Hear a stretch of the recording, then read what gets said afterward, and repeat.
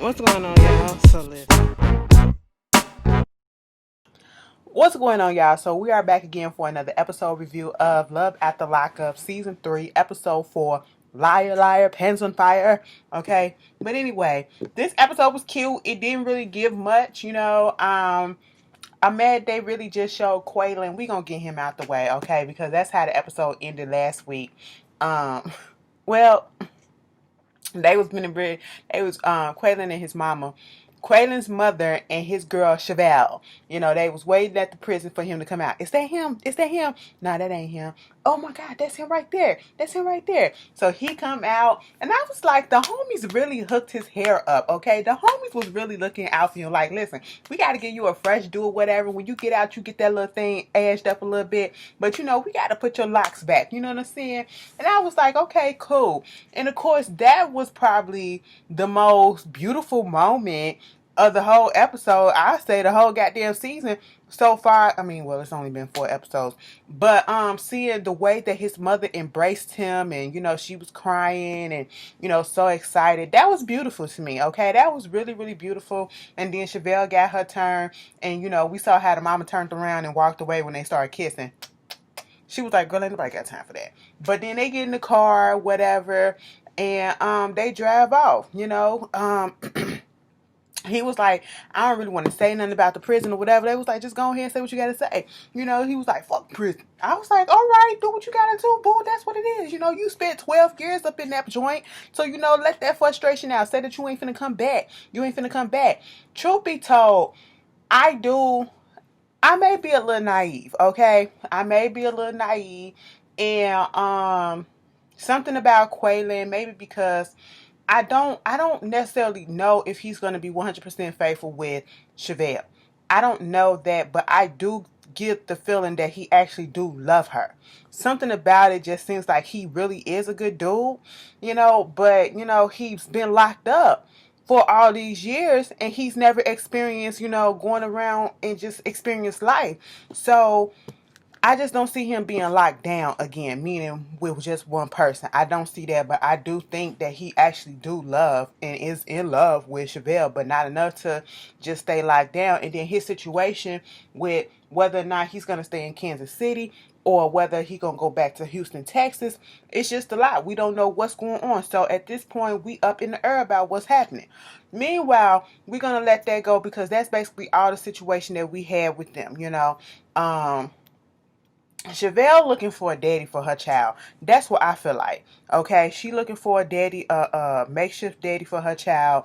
And baby, if you got that golden man, it's not gonna work. Okay, this man fresh out of prison. I feel like she gonna get her heart broken though, and I don't think that he gonna try to do it on purpose. It's just gonna happen.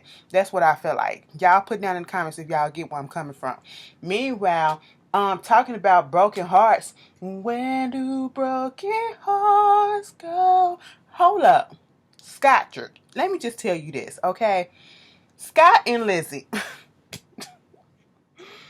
Ooh, girl, girl, girl, girl. Okay. So Scott was waiting on Lindsay to come from the jail. She was coming from Atlanta, coming down there to Mississippi. Then they supposed to drive down to where she's supposed to be in the halfway house to do her parole and all this stuff and all this shit. But it never happened. He asking around what time is the plane supposed to come in. It's supposed to come in at 8:30. It's the only plane that's coming in that small ass airport, okay? And at this point, we see the plane come down. We see them pull out the steps and stuff so everybody can come on out. We see everybody coming out, but there's no Lindsay, okay? Lindsay up here giving her confessionals, while she's still up in jail. So I already knew she wasn't coming. Scott didn't know that she wasn't coming, okay? Scott was just holding on. Ooh, I'm sorry, y'all. My nose was itching like a mug. I didn't want to do that on camera. I wasn't digging in my nose. It was just itching. Because then I would have sneezed, and then that wouldn't have been good either. But anyway, so I'm just like, Scott, give it up, okay? Scott Lip, in that whole situation, you remember that trend that the girls and the boys, the little teens were doing, where they would put, like, suction their lips in something, and then pull it out, and their lips be plumped up? and swollen and stuff. That's what Scott looked like. He looked like he put his lips in the vacuum cleaner or whatever. I don't know what is going on with that. And I don't even know if it's really a reaction to something or if that's just really how his lip looked, because I don't have nothing to compare to. You know, this whole 4 episodes, they've been looking like that and it's been bothering my spirit. Okay? Can you imagine kissing somebody who lip look like that? I mean, excuse me, we are in a pandemic at this point and we got to be careful. I don't know what he got. And I just, no, okay? And so at this point, you know, Lindsay don't come off the plane. He asking the pilot what's going on. Have you heard anything? Is everybody out? Is this the only plane? You know, I'm looking for somebody. He get on the phone trying to call the prison people or whatever. Whoever he called basically said, I'm not gonna be able to help you. He said, so are you saying that you're not gonna help me or you can't help me? Or is it that you really don't want to help me? I said, excuse me, calm down. It is after, business hours. Business hours are between 9 and 5. Okay? Who told us that? Big Red told us that on Five Heartbreakers. Okay, the Five Heartbeats. You know, he said business hours are between 9 and 5. All right, get that through your head, okay? But whoever was on that phone said, listen, you can call back between 6 a.m. and 2 p.m. Those are our business hours to see exactly what's going on and to pull up what information that needs to be pulled up. Because at this point in time, if she was supposed to be on that plane, she would have been on that plane. Lindsay lied, or Lindsay done got herself in some trouble. You know, of course, Scott had to call the mama and little Gracie Lou or whatever her name was, and you know, tell them what was up. And of course the little girl is a little in her feelings. She just want to see her mama. Understandable. You know. Mama just over there probably thinking about herself and not thinking about others that actually out here waiting on her. You know, Scott got this whole meal prepared for her, got a whole store-bought cake and all that stuff. And Larry, the limo guy, he come waddling his ass over there talking about some, so what's going on? Are we gonna get ready to go? Whatever. Did she show up? No, she didn't show up. Are you sure that everything was supposed to happen the way that it's happened? Are you sure that she was supposed to show up? Are you sure that this not a scam or whatever? You know, at this point, Scott don't know what's going on, so he telling us it could possibly be a scam. Okay, and then at this point, he said, hey, fuck it. We can't let this food go to waste. Larry, you look like a big guy, okay? You look like you like to eat. Listen, you want this food? I got steak, mashed potatoes, and some fried green tomatoes. You want some? He was like, sure. They sitting down there in the airport just eating away. I said, y'all became fast buds that quick. You see, I don't eat in front of people like that I don't know. You know what I'm saying? And I don't trust where you got that food from. But they sitting down there having conversation about the whole thing. And I just said, Scott, you dumb. Okay, that girl played you and used you for some money. That's what she was doing. Okay, it was one big scam, and you can't tell me no different. Meanwhile, moving back on to we get over there to John. Not we're gonna say John for last because John did some messed up things. If you ask me, he annoys me. He really something about John. Well, fuck it, we already there. Something about John really annoys my spirit. He really does. Okay. And I just noticed, like, why is it that the men that's on this show, and I've noticed this looking at season 1 all the way now, all the men that are on this show that are contacting, women in the prison and waiting on them to get out and all that stuff, they're so in a rush to get married. And we have had some women that been in a rush to get married, but the men are just so eager to lock these women down or whatever. They come off so creepy-fied. And that's how John comes off. That's how Sean comes off, and Tyrese, he comes off a little bit. Tyrese don't come off creepy. He comes off naive as hell. Okay, for a nigga like him, he comes off a naive as all hell. But John, they go ahead and get married. Now, at first, Christiana was feeling like, I don't know if I can do this or whatever, but, I'm going to take the seat by the pants or whatever, and I'm just going ahead and go with it. I said, why would you do that? She went on ahead and got married. John telling us this going to be forever. I said, sir, stop lying. Okay.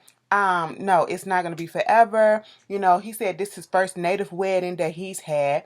And I said, okay, so you're testing things out on a prison person. But all right, not somebody that actually appreciate your culture. You know what I'm saying? that's part I didn't like, you know. Your cultures and your traditions, she's baffled and befuddled about all of that, you know, because she's a straight Christian, you know. And so they go ahead and get married. The lady was like, you can say no to anything that's been asked or whatever, but they go ahead and get married. Now, at this point, I'm thinking that they finna hop in the limo and drive the limo to the halfway house or whatever and let's go. No, they gotta take the truck, okay? So since they gotta take the truck, they gotta take the stairs that he made and hurry up and put all that stuff in the back seat of the truck, put it in the trunk, and get on the road. Mind you, they're running late. They're 30 minutes late at this point. While they sitting there talking to us in the confessional, you are 30 minutes late. Get your ass in the car. And then she gets in the car and his door jams. I said, what in the world is going on? So they on the highway and he keeps looking down. I said, boy, you know what? You could have brought you a little thing so that you can put your phone up on top and mount it or whatever, because it was getting on my nerves. It felt like he was having some little nervous tics or whatever. You know, him just looking down and down and down all the time like this through his arm and whatever. But, you know, they in there vaping and stuff. I said, Christiana, I hope it ain't weed that you smoking up in that stuff. I just hope it's, you know, some flavored tobacco. You know what I'm saying? And I hope it don't show up on your drug test. That's all that I know. Because they going to give you one when you get to that halfway house.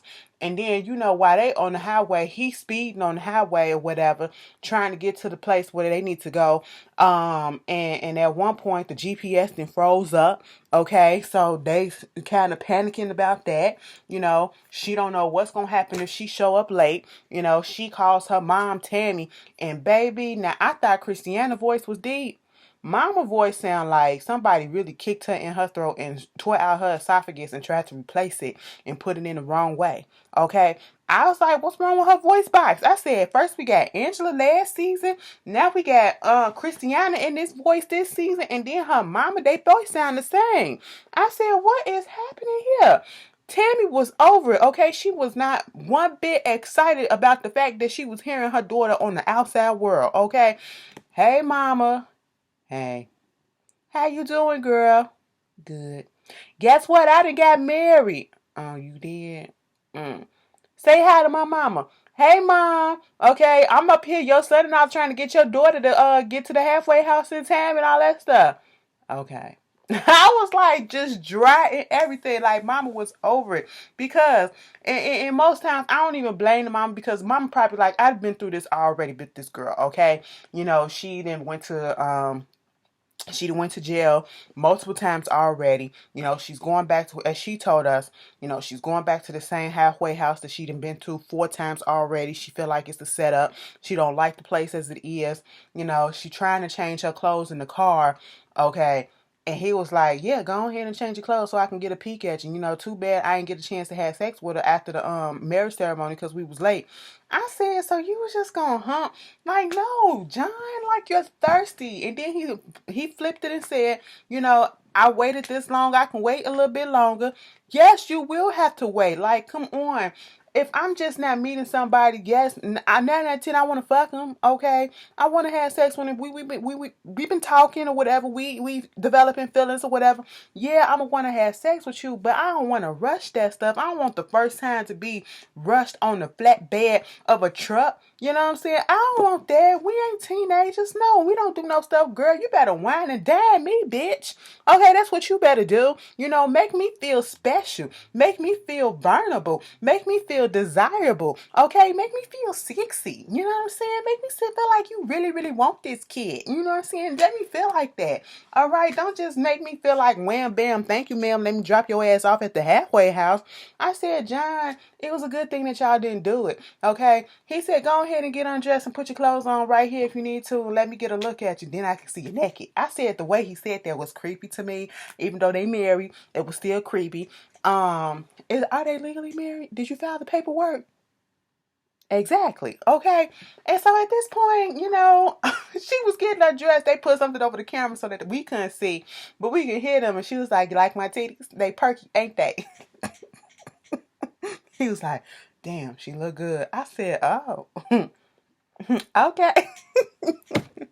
Girl, at one point they said that it was 30 minutes late. Next thing you know, by the time they get to the halfway house, it was an hour late. I said, now, if this girl go back to jail, it's going to be John's fault and her fault. Because, girl, you should have opened up your mouth and you should have said no. And, John, you should have been more respectable of her time, okay? You were being selfish with this whole marriage situation. You really were, okay? Meanwhile, we got Tyrese. Tyrese finally meeting up with his kids, okay? His daughter, his son, who is 28, the same age as Chandra, okay? Shonda, whatever her name is, and then the daughter, Taisha, whatever her name is. I think she was 25 or whatever, something like that. They all in their 20s, okay? Now, they was finna have a little family gathering, and they go over to uncle's house, whatever, his partner's house. And, they talking about the whole situation, what's up with the girl, and he was like, showed her a picture and all this stuff. And it was like, oh, okay, are you sure that you're not getting played or whatever? The whole gist of this conversation was the son came over there. This is what got me. He up there talking to some little pretty young black thing or whatever, and he was like, she white. She what?